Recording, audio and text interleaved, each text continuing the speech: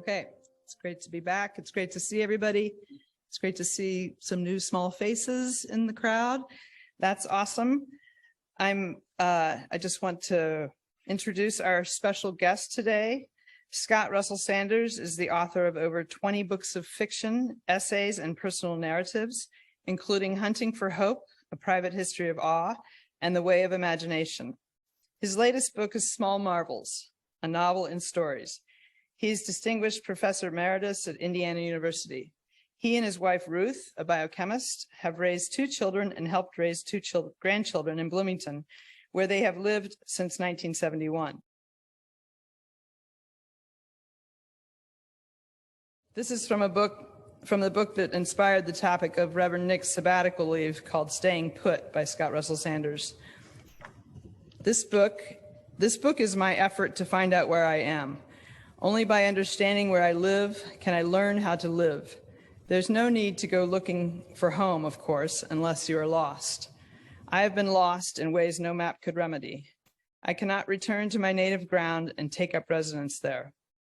If I am to have a home, it can only be a place I have come to as an adult, a place I have chosen.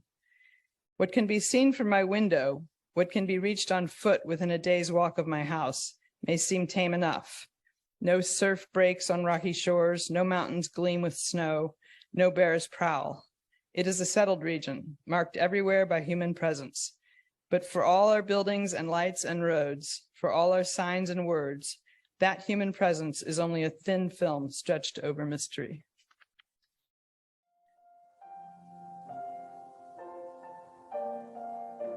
Well, the young are all ages in this room. I'm young. Not as young as you are, but I'm young. I need somebody to come up and help me open this box. Who'll do that for me? You want to come do that? The hinges are kind of rusty. You'll hear that. Yeah.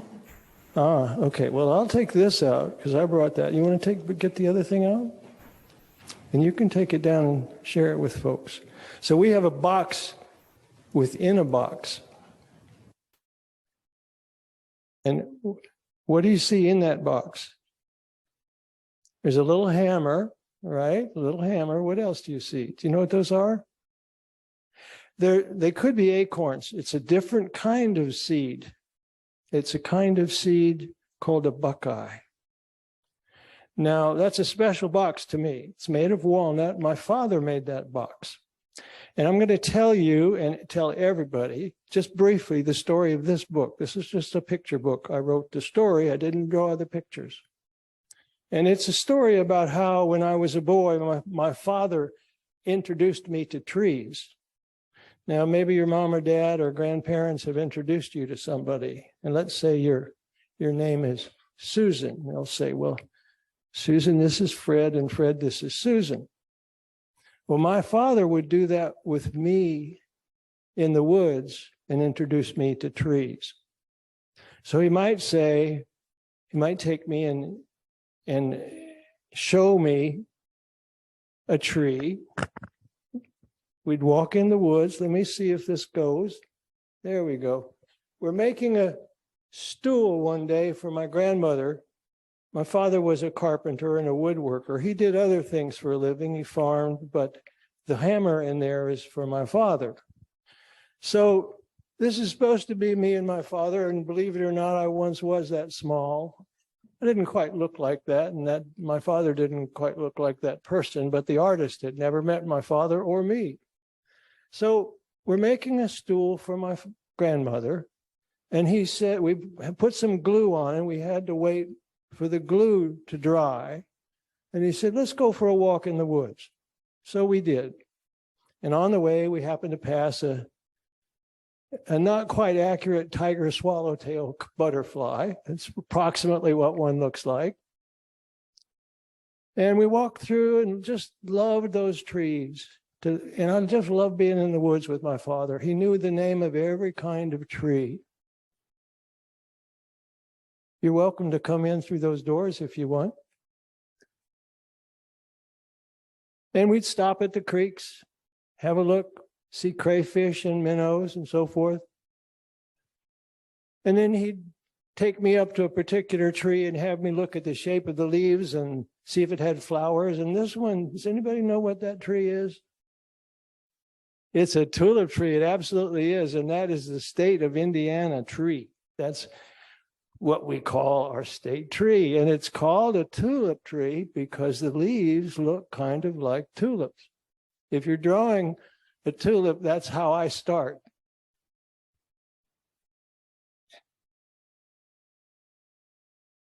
Oh. Marty, it's hung up. There we go. And there are three kinds here. On the left is a willow, and you can't quite see in this light, but it's shaped like a feather, and there's a little feather drawing there. In the lower right are leaves of the sassafras. A sassafras tree is very unusual because it has three different shapes of leaves, and one of them looks like a mitten. And you can see those blue mittens that the illustrator drew. And the redbud leaves are shaped like a heart. Now, remember I said those seeds in there are buckeyes? Can somebody hand me one of them? Now look at the picture of the deer. And that's why it's called a buckeye. A buckeye is a male deer. A buck, rather, is a male deer. And people long ago, early settlers in America, would look at those seeds and say, you know, it looks kind of like the eye of a deer. Could have been a doe eye, which is a female deer, but this happens to be called a buckeye. And that's why it's called a buckeye. That's too many objects in my hand here. When we came to a big tree, we'd always see if we could reach all the way around it with our two arms. And believe it or not, this was in Ohio, believe it or not, there were trees in our woods that the two of us, now my arms weren't real long then because I was little. There were trees that we couldn't get our arms around. And that was always a treat. There are only one or two more. There, it's hung up again. Marty, I mean. Okay. So before I was born, my father planted a red oak tree. I did the same for each of our children, planted a tree, each of our two children. And when it was little and I was real little, the tree was too little for me to climb in. And one day after we'd been in the woods meeting trees, I asked my dad when he thought the tree would be strong enough for me to climb up in it. He looked at it and stroked his chin and he said, I think right today.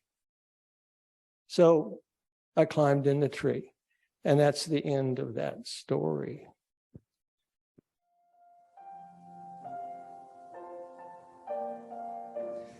You have to wonder, where would we be without stories? The stories we tell, the stories we have been told, the stories that we will hear or read in the future. I mean, truthfully, we wouldn't know anything about anything if it weren't for stories. Think about it. Whether truth or fiction, stories are fundamental to our understanding of pretty much everything. The world, our families, our children, our childhoods, our home. They help us interpret and navigate. We have heard some great and interesting stories right here in this pulpit, and I'm quite excited that we are going to be hearing many more this upcoming year, starting with today and our guest, Scott Russell Sanders, who, if I might say, is one of my favorite storytellers. In my own family, I've learned so much from the stories various members of my family have told. I've mentioned that my dad was a big storyteller, especially about his own family, his father, mother, and grandparents in particular, whose parents were Irish immigrants. My dad had hilarious and sweet stories about his grandparents, which he loved to tell, both because he was very fond of them, but also because they were all dead by the time my siblings and I were kids. Through his stories of his grandfather Jack and grandmother Mamie, he gave them life and personalities, which we all have with us to share with our own children. As some of you know, my mother died when I was 8 years old, and sadly, I really don't have a strong memory of her. What I do have, aside from pictures, is stories that I've heard from my dad and 3 older siblings who had her in their lives for quite a bit longer and have much more vivid memories. After her sudden death and a period of grieving, my dad wrote a book for my siblings and I, especially for me and my brother Jack, who was only 4 at the time. He wrote about their relationship, courtship, marriage, her relationship to friends, and her community. It is fun and moving to read, and from time to time, I do read it over again. I look forward to sharing it with my own children as well. Equally important, I think, have been the stories I've been told by my older siblings. It was not easy for them, of course, to process this event, but over time, they began to be able to relate stories of our mother, and I think with joy. I believe that they have enjoyed sharing these stories with me, and it has truly helped me to better understand who this woman was who had 5 children with the love of her life and then suddenly was gone. I have a much fuller picture of her as a young mother and my parents' marriage as well as of our family's life together when I was young. I have learned about aspects of her personality which I find I can relate to, and that on some level makes me quite happy. I know she was a lover of learning, reading, and languages, and she loved children. She enjoyed life, loved my dad, loved cooking and entertaining, and had many friends. These qualities are illuminating, and although no doubt there is some romanticizing of her by my siblings, they give me a better idea of our connection. I love that. So now when I see a picture of her, I don't just see what she looked like, but I see a whole person with a strong personality, someone that I probably would have liked to hang out with as an adult. Hanging out and getting to know folks better at UUCCI is a favorite activity of mine. One of my favorite ways to get to know folks better here at UUCCI is to ask a question like, so how'd you find this church? It's usually an interesting story, which is not surprising when you consider where we are, and that there are few direct routes to UUCCI. I invite all of us to lean in and listen with open hearts to today's stories and the stories that will be told here this year. Don't forget to pay attention in the upcoming months in order to take advantage of the many opportunities that are coming our way to better understand and learn from each other. I have a feeling that there are many more stories out there.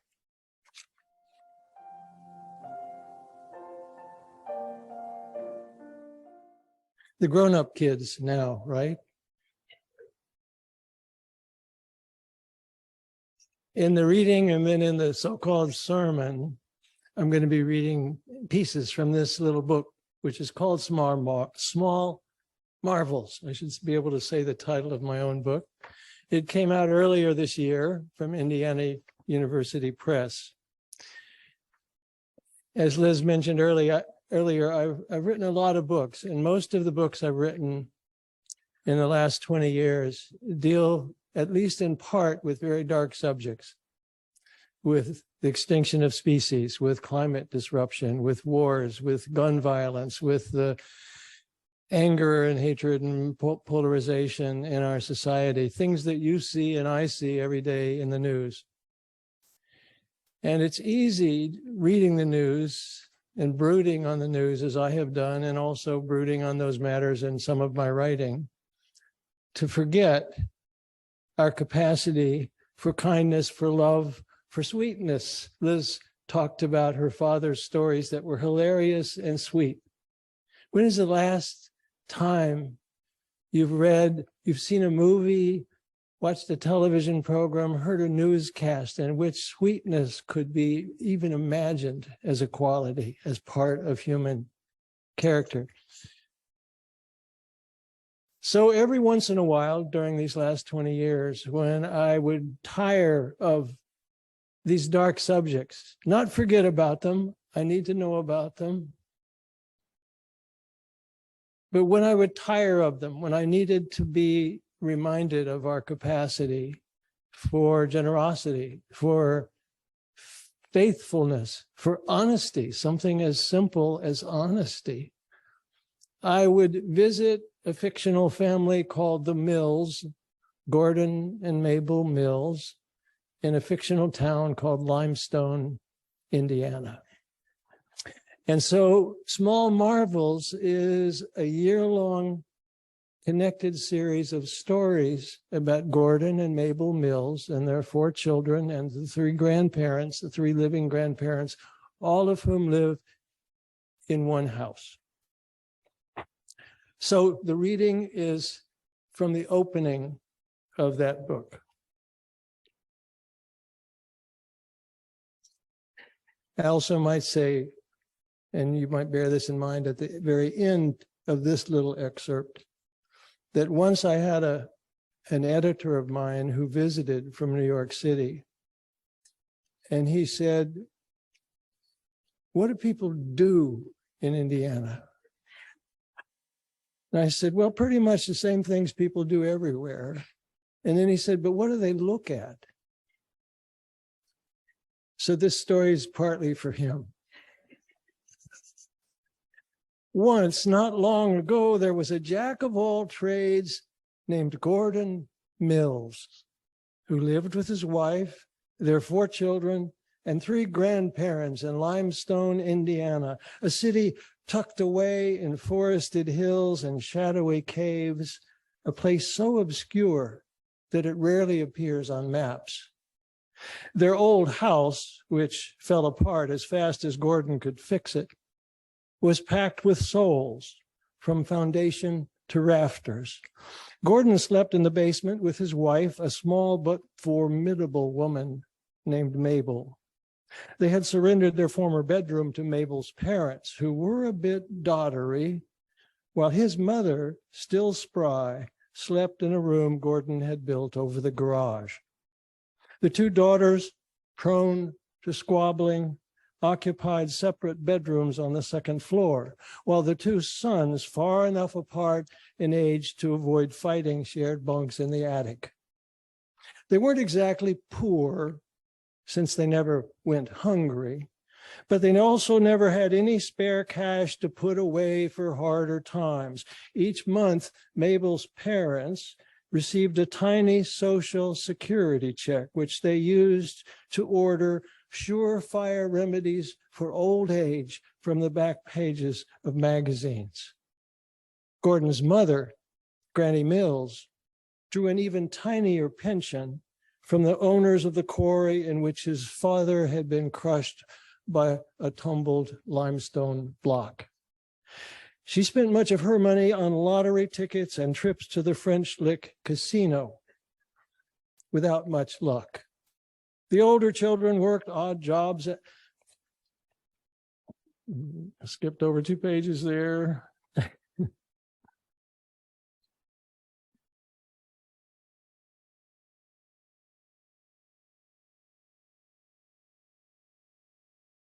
Well, get these pages apart.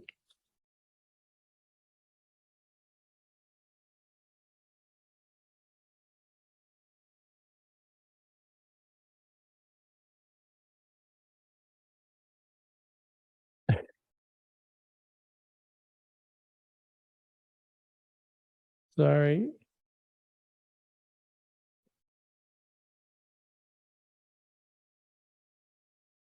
The older children worked odd jobs after school, but the few dollars they brought in went for clothes, music, books, and electronic gadgets. Mabel had her hands full running the household. That left Gordon to earn enough to keep food on the table and a roof over their heads. Still, they managed to scrape by on Gordon's wages from the city maintenance crew, and the extra bucks he pulled in from doing odd jobs on weekends. It so happened that Gordon's first job for the city was driving a garbage truck up and down the streets of Limestone before dawn in the dead of winter, while 2 teenage boys, recently expelled from high school, rode on the rear bumper and emptied trash cans into the hopper. Once the truck was loaded, Gordon dropped the boys at the service garage to warm up while he drove out to the landfill. He remembered the place from before it became the town dump, when it was a valley, where he hunted for mushrooms in the shade of beech trees in spring, and ate pawpaws and blackberries in summer, gathered walnuts and hickory nuts in the fall, and tracked deer with his father in winter. Now the valley was buried under a heap of rubbish that rose higher than the surrounding hills. When he reached the top of the garbage mound that first morning on the job, he noticed along the northern horizon a glow, the bluish color of the flame on a gas stove. It was the wrong direction for sunrise. Besides, the rest of the sky was as black as the inside of a cat. He stopped, tilted the hopper, and then pumped the brake a few times as he eased forward, jostling the truck until it was empty. Meanwhile, the glow on the horizon turned violet and began to ripple like a wind-blown curtain. He watched until the rising sun buttered the sky.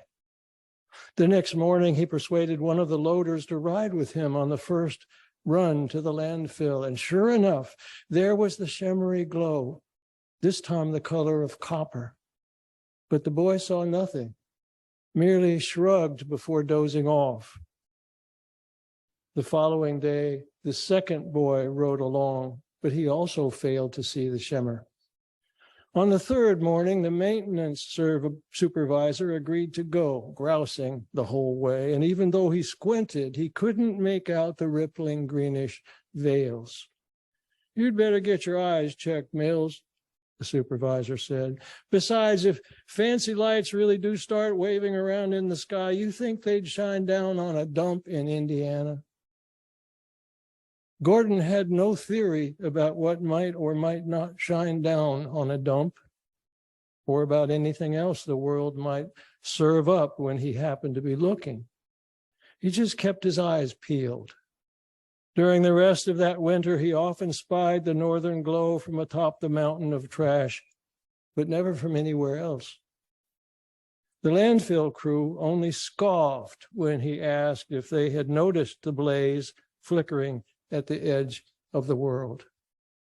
So he told nobody else about his discovery until years later, after settling into marriage with Mabel, when he took a ride to the dump before dawn with their long-awaited firstborn child, a tot named Jeannie, who clapped her hands in wonder at the dancing lights.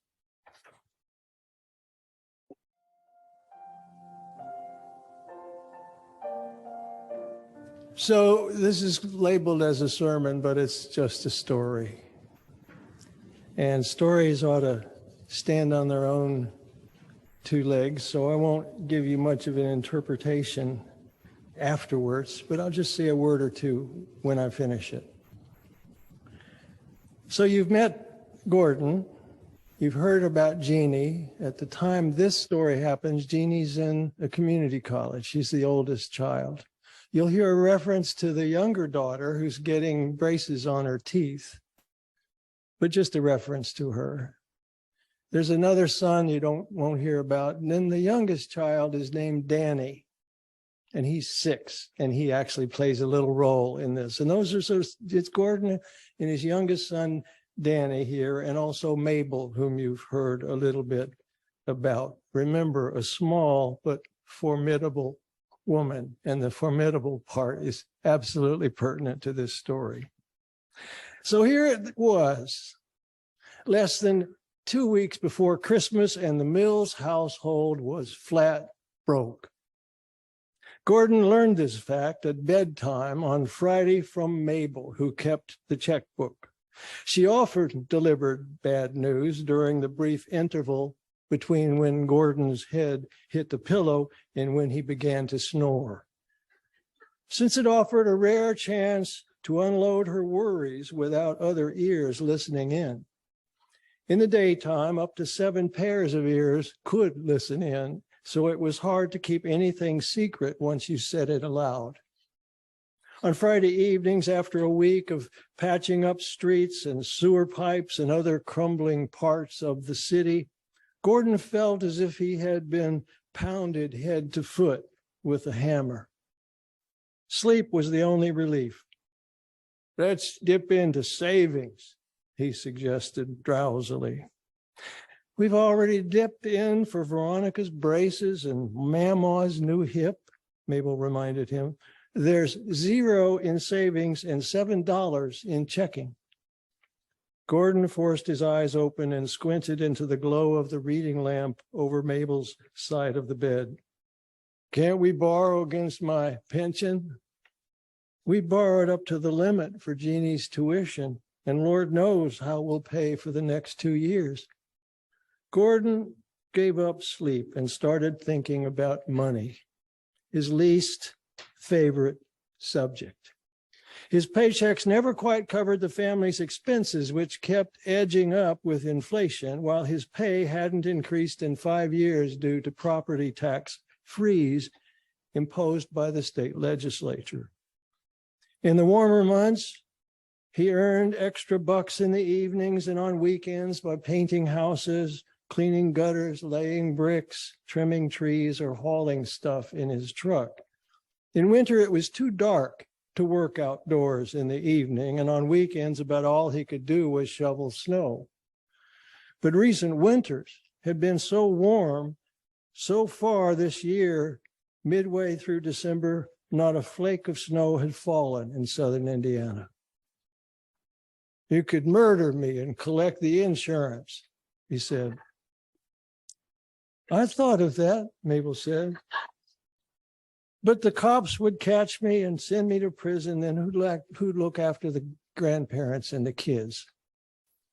I figured you'd have the perfect crime scoped out with all the mysteries you read. It was true that Mabel had a taste for novels featuring blood and corpses on the covers. Her current bedtime book was called Yuletide Gore, with a cover showing a body dressed up like Santa Claus laid out beneath a Christmas tree. She was a quarter of the way into the book and still nobody had been murdered, so she couldn't begin to guess who the victim would be. But she was building up a list of potential murderers, beginning with a glamorous red-haired diva who played the piano and feigned holiday cheer, but was clearly up to no good. Even if I could get away with bumping you off, Mabel said, we'd spend all the insurance money on your funeral. No, I've invested too many years in civilizing you. I don't have the patience to train a new husband. She snuggled against him and twirled a finger in his chest hair, which was as wiry as steel wool. Besides, she said, I like having you around, even if we're broke. Gordon laid his hand on top of hers, his palm as rough as a cheese grater. We could skip presents this year, he said. I'm not even thinking about presents. I'm thinking about groceries. I wanted to stock up before the blizzard, but I knew the next check would balance. There's a blizzard coming? 6 or 8 inches by morning. A grin split Gordon's black beard. Then ease your mind, sweetums. We'll be flush by tomorrow night. When his wheezing turned to snores, Mabel slid her hand out from under his calloused paw and resumed reading Yuletide Gore. The next suspicious character to enter the story was a rugged guy with a booming voice and killer good looks. He played the guitar and claimed to be a folk singer, but Mabel could tell he was something less wholesome, a junk bond salesman, maybe. Sure enough, by dawn on Saturday, when Gordon opened the garage door to step outside, the snow reached halfway up his high-top rubber boots. The storm had blown past and the eastern sky was robin's egg blue. His cheek stung with cold. There would be no melting today.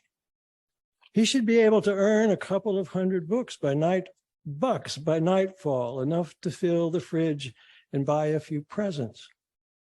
Without waiting for breakfast, he gassed up the snowblower.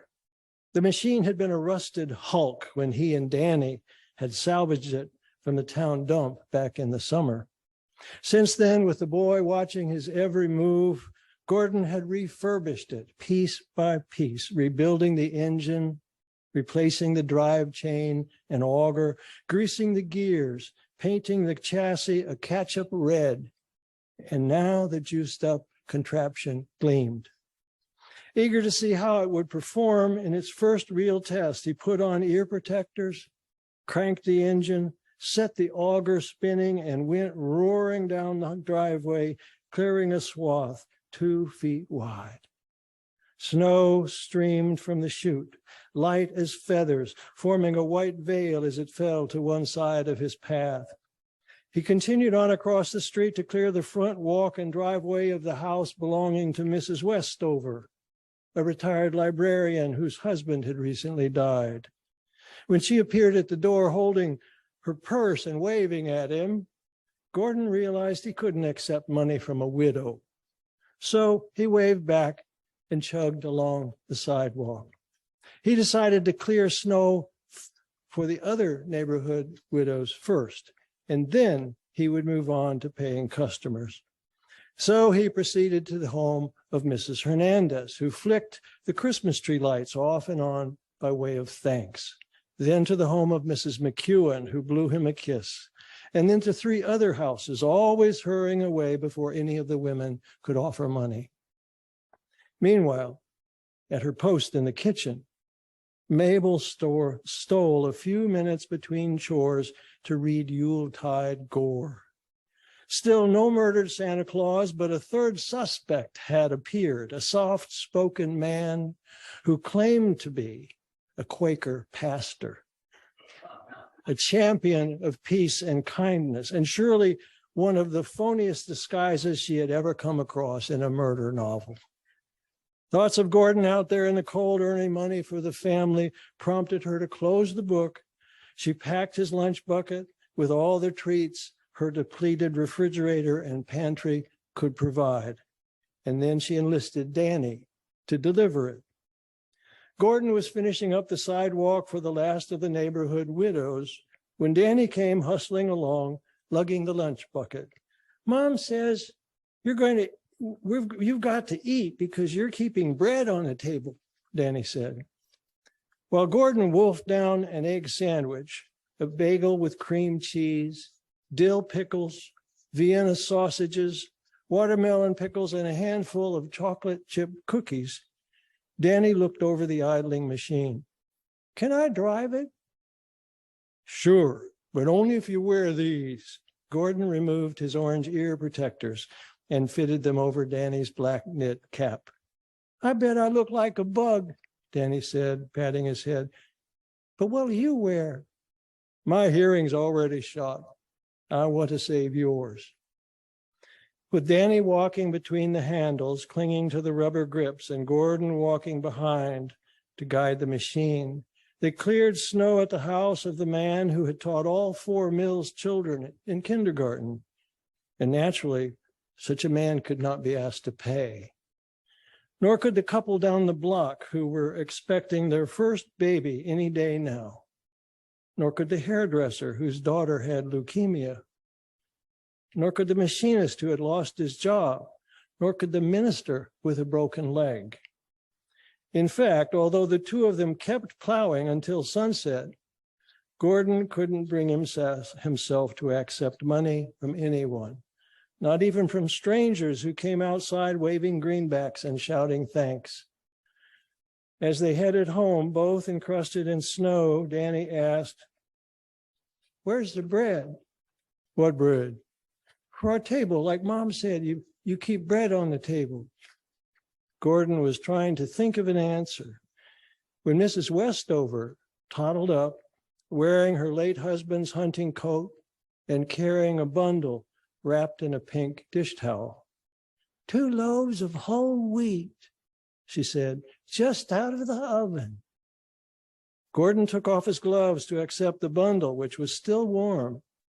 Mrs. Westover patted his cheek, patted Danny's head, and then toddled away. "Well, here's the bread," Danny said. "I guess so," said Gordon, handing him the bundle. "Now run home and give it to Mom. Tell her I'll be along for supper as fast as this old machine and my gimpy legs can go." When Danny burst into the kitchen, shedding snow on her freshly scrubbed floor, blurted his message, plopped the bread on the counter, and then rushed back outside, Mabel looked up in a daze from Yuletide gore. To her disappointment, there was still no dead Santa, but a likely victim had turned up. He was a retired English professor who wrote satirical sketches about the 3 suspicious characters and kept correcting their grammar. giving each of them ample motive to bump him off. She would have to wait until bedtime to discover who did him in.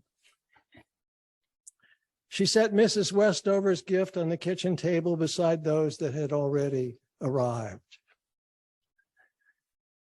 A blueberry pie from Mrs. McEwen, a Three Kings fruit cake from Mrs. Hernandez, a plum pudding, 2 salads, 3 casseroles, canning jars filled with veggies and fruits, and enough other food to restock the pantry and refrigerator.